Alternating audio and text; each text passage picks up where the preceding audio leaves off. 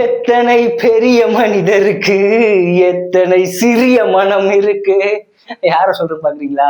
நம்ம எதிர்கட்சி தலைவர், தற்கூறிகளின் தலைமகன், நம்ம அண்ணன் உதயநிதி இன்னைக்கு ஒரு அறிக்கை கொடுத்திருக்காப்புல மேகதாது அணைக்காக.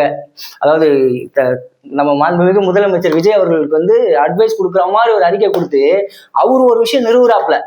சட்டமன்றத்தில் நான் கூறியது போல அனைத்து கட்சிகளையும் அழைச்சிக்கிட்டு டெல்லி செல்ல வேண்டும். ஜூலை 15, 16, 2021 உங்க நீர்வளத்துறை அமைச்சர் துரைமுருகன் அவர்கள் அழைத்து கொண்டு சென்றாரே அனைத்து கட்சி சட்டமன்ற உறுப்பினர் பிரதிநிதிகளையும். மேகதாது பிரச்சனைக்கு தீர்வு கிடைத்ததா?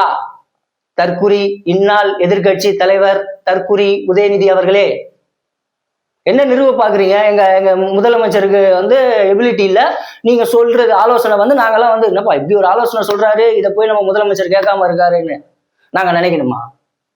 ஏற்கனவே ஊதின சங்குக்கு திரும்ப திரும்ப வாத்தியம் வாசிச்சுட்டு இருக்கீங்க. அதான் ஊதி முச்சாச்சு, அந்த ஊதி உண்ண சங்கத்தை தான் அவங்க மதிக்கலையே. மத்திய அரசுல இருந்து உங்களை மதிச்சாங்களா? நீங்க எடுத்த எல்லா நடவடிக்கைக்கும் ஏதாவது தீர்வு கிடைச்சுதா?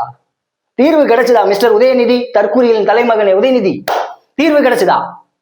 வந்து அட்வைஸ் கொடுக்குறாராம். அட்வைஸ் சார், நீங்க நிறுவுறது எல்லாமே போலி பிம்பம் சார். இப்படிதான் சொல்றீங்க. மேகதாது இது மேட்டூர் அணையை நாங்க கரெக்டா ஜூலை 12 திறந்தோம், ஜூலை 12 திறந்தோம், ஜூலை 12 திறந்தோம். பொய்யா பேசிக்கிட்டு இருக்கீங்க. கரெக்டா ஜூலை 12 நீங்க திறந்தீங்களா? 2024 என்னைக்கு திறந்தீங்க? அப்பவும் இதே பிரச்சனை. காவேரி தரல, அவங்க தண்ணி திறக்கல. அப்போ நீங்க எங்க போனீங்க? சுப்ரீம் கோர்ட்ல போய் நின்னீங்க. என்னமோ இவருக்கு எபிலிட்டி இல்லாத மாதிரியே ஒரு போர்ட்ரைட்டை கிரியேட் பண்ணிக்கிட்டே இருக்கீங்க தலைமகன் உதயநிதி. உங்களுக்கு தான் எபிலிட்டி கிடையாது மிஸ்டர் உதயநிதி. அப்பா பேரையோ தாத்தா பேரையோ தூக்கி போட்டு வந்து நின்னு பாருங்க. நிக்க முடியுமா உங்களால? நின்று எனக்கு ஈக்குவல் நில்லுங்க போதும். எங்க முதலமைச்சர் விஜய்க்கு ஈக்குவல்லாம் வேண்டாம், எனக்கு ஈக்குவல் உங்களால நிக்க முடியுமா? அப்பா பேரையும் தாத்தா பேரையும் தூக்கி போட்டு தகுதி இல்லாத ஒரு திமுகல இருந்துகிட்டு, உங்களுக்கு கீழே நிறைய பேர் தகுதி வாய்ந்தவர்கள் இருக்காங்க. எங்க அக்கா கனிமொழி இருக்காங்க. உண்மையிலே சொல்றேன், திமுக ஓஜி திமுக வந்தாலும் சரி, ஜென்சி திமுக வந்தாலும் சரி, அடுத்த தேர்தலுக்குள்ள அக்கா கனிமொழி அவர்களை நீங்க முன்னிறுத்தி வந்தீங்கன்னா நிச்சயமாக உங்களுக்கான சிதறப்பட்ட வாக்குகள் எல்லாம் உங்க பக்கம் திரும்புறதுக்கான வாய்ப்புகள் இருக்கு. திரும்பவும் இந்த தற்கூரியின் தலைமகனே கூட்டிக்கிட்டு இவர் தான் முதலமைச்சர் கேண்டிடேட்னு நீங்க சொன்னீங்கன்னா திரும்பாது வாக்கு. இதுக்கு நான் ஒரு உதாரணம் சொல்றேன் உங்களுக்கு. OG DMK and Gen Z DMK, please note this point. Okay, Vajpayee அவர்கள் அவரோட கொள்கையோ அவரோட எதுவோ எனக்கு உடன்பாடு இல்லைனாலும் அவரோட ஆட்சி சிறந்த ஆட்சி தான்றதுக்கு நிறைய பேர் இங்க வந்து பெரும்பாலான மக்களால் ஒத்துக்கப்பட்ட ஒரு சிறந்த ஆட்சி திரு வாஜ்பாய் அவர்களோட ஆட்சி. ஏன் உங்க ஐயா கலைஞர் அவர்களே ரைட் பர்சன் இந்த ராங் பார்ட்டிலாம் ஸ்டேட்மெண்ட் கொடுத்திருக்காரு. அந்த அளவுக்கு ஒரு சிறந்த தலைவரா வாஜ்பாய் அவர்கள் இருந்தார். அவரோட ஆட்சி காலம் முடிந்து அடுத்து பாஜக தேர்தல், நாடாளுமன்ற தேர்தலை சந்திக்கும் பொழுது பாஜக வந்து திரு எல்கே அத்வானி அவர்களை முன்னிறுத்துது. ஆப்போசிட்ல காங்கிரஸ் இன்னைக்கு இருக்கிற நிலைமை தான் அன்னைக்கும். சரியான தலைவர் கிடையாது காங்கிரஸ்ல. அவங்க மன்மோகன் சிங் அவர்களை நிலைநிறுத்துறாங்க. ஆனா எல்கே அத்வானி என்ற மதவாத ஒரு பிரதிநிதிய இந்திய மக்கள் ஒத்துக்கவே இல்லை. 2-5 வருஷம் காங்கிரஸ் தான் ஆண்டுச்சு. காரணம், காங்கிரஸ்க்கு எபிலிட்டி இருக்குன்னு இல்லை, ஆப்போசிட்ல நின்ன தலைவனுக்கு எபிலிட்டி இல்லைன்றது மக்களுக்கு தெரிஞ்சதால. அது மாதிரி இந்த தற்கூரியின் தலைமகன் உதயநிதி அவர்களை நீங்க முன்னிறுத்தினீங்கன்னா உங்கள் வாக்குகள் சிதறடிக்கப்பட்டு கொண்டே இருக்கும். எங்க அக்கா கனிமொழியை தயவு செஞ்சு முன்னாடி கொண்டு வாங்க. இது வந்து ஒரு எதிர்த்தரப்புல இருந்தாலும் ஒரு நம் கண் எதிர்க்க ஒரு வளர்ந்த கட்சி வந்து அழியக்கூடாதுன்னு நினைச்சு ஒரு சாமானியனா உங்களுக்கு ஒரு அட்வைஸ். அடுத்து நம்ம லாவண்யா கோபால் இருக்காருல்ல, யாருன்னு கேக்குறீங்களா? அதாங்க இந்த எல்லா வீடியோலயும் எங்கேயோ பாத்ரூம்ல போயிட்டு வந்த மாதிரி கையை பேசின்னு இருப்பாப்புல மீச கோபால். தெரியல, மீசை வச்சுன்னு இருப்பாப்புலங்க, பெரிய மீசை வச்சுக்கிட்டு. வீரப்பனை என்னைக்கோ எடுத்த வீடியோலாம் இன்னைக்கு எடுத்து வியாபாரம் பண்ணிக்கிட்டு, வயிற்ற கழுவிக்கிட்டு, பொய்யா பேப்பர்ல தன்னோட பத்திரிகையில எழுதிக்கிட்டு. ஞாபகம் வந்துருச்சுங்களா? நக்கீரன் கோபால். அவன் நடிச்சு தாண்டா இருக்கான் இன்னைக்கு வரைக்கும். அவருக்கு பேர் லாவண்யா கோபால்.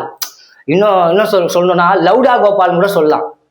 நான் சொல்றதுக்கு இங்கிலீஷ் லவுடா பேசுவாப்புல, லவுடு. கன்னடத்துல லவுடா நினைச்சிடாதீங்க, அது நான் சொல்ல. கன்னட லவுடா நான் சொல்லுங்க, இங்கிலீஷ் லவுடு. அண்ணனுக்கு தெளிவா சொல்லிட்டுங்க. அண்ணன் ஏதாவது கேஸ் போட்டோம், பிரச்சனை இல்லை. அண்ணனுக்கு அது புரியட்டும். கன்னட லவுடா இல்லைண்ணே, கன்னட லவுடா இல்ல, இங்கிலீஷ் லவுடா பேசுற கோபால். லவுடா கோபால் சொல்லிக்கிட்டே இருந்த வேற மாதிரி வந்துட்டு. திரிஷாவும் அவங்க அம்மாவும் அண்ணா என்னண்ணா எப்ப பாரு உங்க திமுக காரங்களா இருந்தாலும் சரி நீங்களா இருந்தாலும் சரி த்ரிஷா த்ரிஷா த்ரிஷா த்ரிஷான்னு என்ன மாமாவா நீங்க? தப்பா எடுத்துக்காதீங்க. த்ரிஷாவோட அங்க அம்மாவோட அண்ணனா தம்பியா தாய் மாமனான்னு கேட்டேன். அடுத்து கோபால் அண்ணன் வீடியோக்கு பதில் வீடியோ போடுறேன்னு சொல்லி டிவிகே பாய்ஸ்லாம் வந்து 5 வருஷம் கோமால இருந்தியா 5 வருஷம் கோமால இருந்தியான்னு கேட்டுட்டு இருக்கீங்களே. ஏங்க 5 வருஷமா ஒரு அண்ணா அறிவாலயத்துல அடப்படுத்திக்கிட்டு இருந்தாருங்க. கோமாலலாம் இல்ல. லாவண்யா கோபால் வந்து 5 வருஷமா அறிவாலயத்துல அடப்படுத்திக்கிட்டு இருந்தாப்புல. அப்புறம் ஐயா முட்டாள் முதலமைச்சர் இருக்காருல்ல ஸ்டாலின் அவர்கள் வந்து பாத்ரூம் போயிட்டு வந்தாருன்னா கழுவிட்டு இருப்பாப்புல. பாத்ரூமை கழுவாருங்க. நீங்க வேற எதுவும் நினைக்காதீங்க. என்னங்க நீங்க? அவர் ரொம்ப வருஷமா அடுத்து இன்ப நிதிக்கு கழுவுறதுக்காக வெயிட் பண்ணிட்டு இருக்காருங்க பாத்ரூமை. நீங்க வேற எதுவும் நினைச்சிடக்கூடாது. அண்ணன் வந்து ஏதாவது பத்திரிகைகளின் மூத்த ஆசிரியர் பத்திரிகையாளர் மன்றத்துல போயிட்டு அண்ணா அறிவாலயம் நினைச்சு பேசிக்கிட்டு இருக்கு லாவண்யா கோபால். லவுடா பேசும் கோபால். லவுடா கோபால். அண்ணா அறிவாலயத்துக்கு இல்ல கோபால், அது பத்திரிகையாளர் மன்றம். கரெக்டு. உங்க ஆட்கள் மொத்த பேரை நீங்க பத்திரிகையாளர் மன்றத்துக்கு தலைவராகி வச்சுக்கிட்டு அது பத்திரிகையாளர் மன்றமா அது ஜனநாயகமா?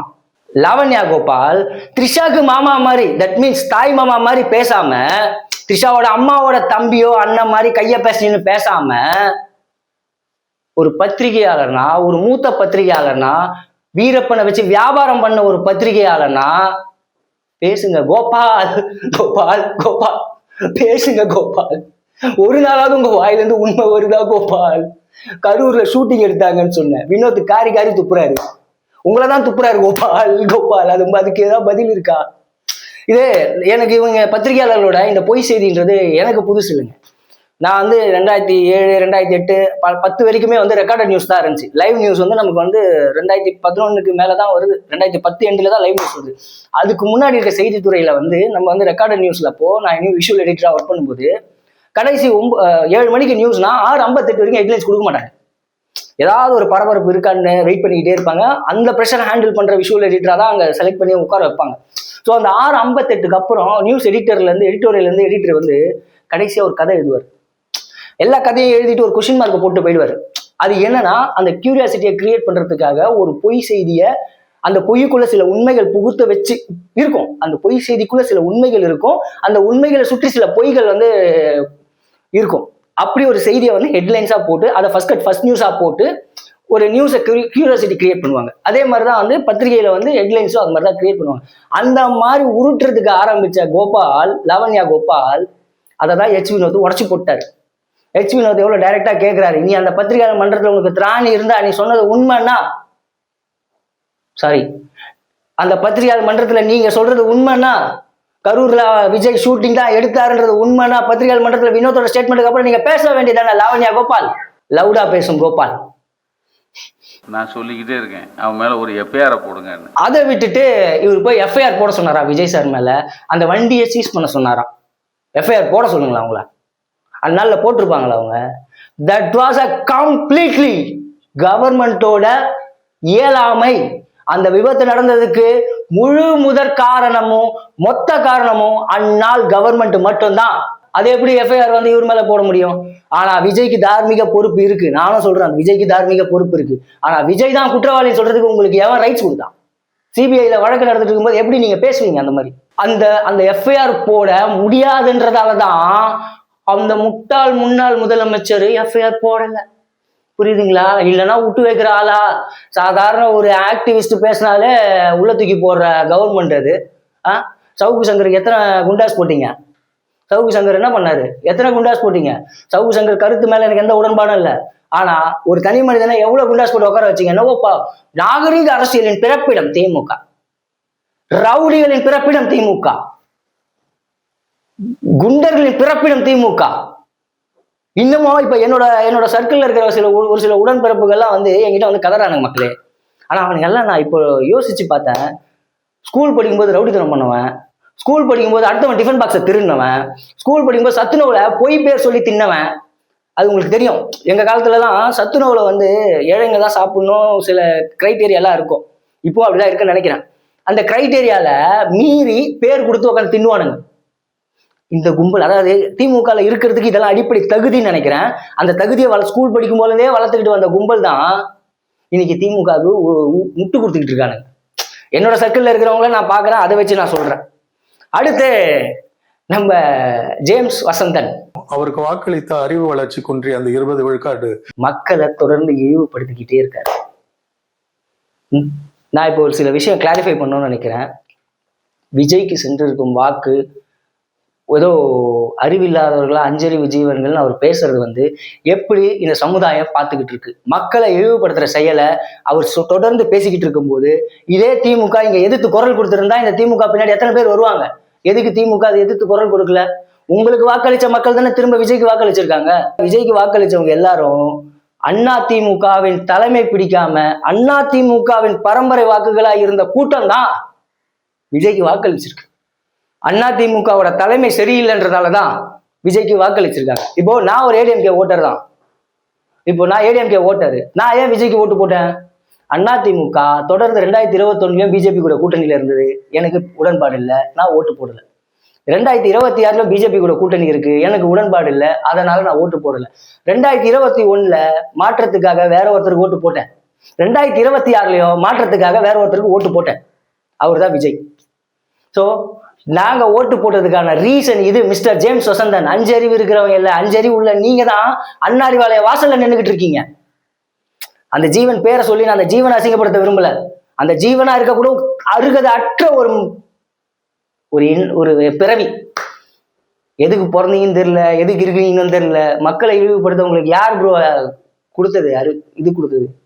இந்த வீடியோ மூலமா கடைசியா நான் ஒரு சின்னதா ஒரு விதை போடணும்னு நினைக்கிறேன். என்னன்னா, தொடர்ந்து அனிதா ராதாகிருஷ்ணன், RS பாரதி, ஜேம்ஸ் வசந்தன், அமீர் அவர்கள் எல்லாருமே மேடையில மக்களை இழிவுபடுத்தும் நோக்கத்துல பேசிக்கிட்டே இருக்காங்க, சீமான் அண்ணன் முதற்கொண்டு. ஆனா இதற்கான ஒரு தீர்வு வேணும். இந்த தீர்வுக்கு தாவேகா அல்லாத கூட்டம், நான் தாவேகா இல்லை, நான் அதிமுகவோட ஓட்டரா இருந்தேன்னா தாவேகா ஓட்டரா மாறி இருக்கேன், அவ்வளவுதான். அந்த மாதிரி தாவேகாக்கு வாக்களித்தவர்கள்னு ஒரு கூட்டம் இருக்கும்ல, எந்த கட்சியின் கொடையின் கீழ் இல்லாமல் ஒரு மக்கள் குரலாக ஒரு கூட்டத்தை நம்ம உருவாக்கணும். அந்த கூட்டம் இங்க மக்களாட்சி நடக்கும்போது மக்களாட்சியை எதிர்த்து யார் செயல்பட்டாலும் அவர்களை எதிர்த்து நிக்கணும். அதே சமயம் மக்களாட்சி என்ற பேர்ல இங்க என்ன தவறு நடந்தாலும், விஜய் அரசாங்கத்துல என்ன தவறு நடந்தாலும் அதையும் எதிர்த்து பேசணும். அப்படி ஒரு கூட்டத்தை உருவாக்கணும். அந்த கூட்டம் எந்த கட்சியின் நிழல் கொடையில இல்லாம இருக்கணும். இதை ஒருங்கிணைக்க நான் முற்படுறேன். என்னோட சேர்ந்து எல்லாருமே முற்படலாம். இப்படி ஒரு கூட்டத்தை உருவாக்கலாம். அப்படி ஒரு கூட்டம் உருவாச்சுன்னா நம்ம ஒரு போராட்டத்தை முன்னெடுக்கலாம். அது அறவழியில, இந்த நீட்டுக்கு போராட்டம் பண்ற மாதிரி பொதுமக்களுக்கு இடையூறா இல்லை, அறவழியில இதே அரசாங்கத்துக்கிட்ட நம்ம ஒரு இடம் கேட்டு அந்த இடத்துல உட்காந்து இந்த அரசாங்கத்துக்கு எதிராக பேசுற தீய சக்திகள் அத்தனையும் தோல் உரிச்சு காட்டுவோம். இதுக்கு உங்க சப்போர்ட் வேணும். இதுக்கு சப்போர்ட் பண்ணணும்னு நினைக்கிறவங்க எனக்கு DM பண்ணுங்க. நன்றி.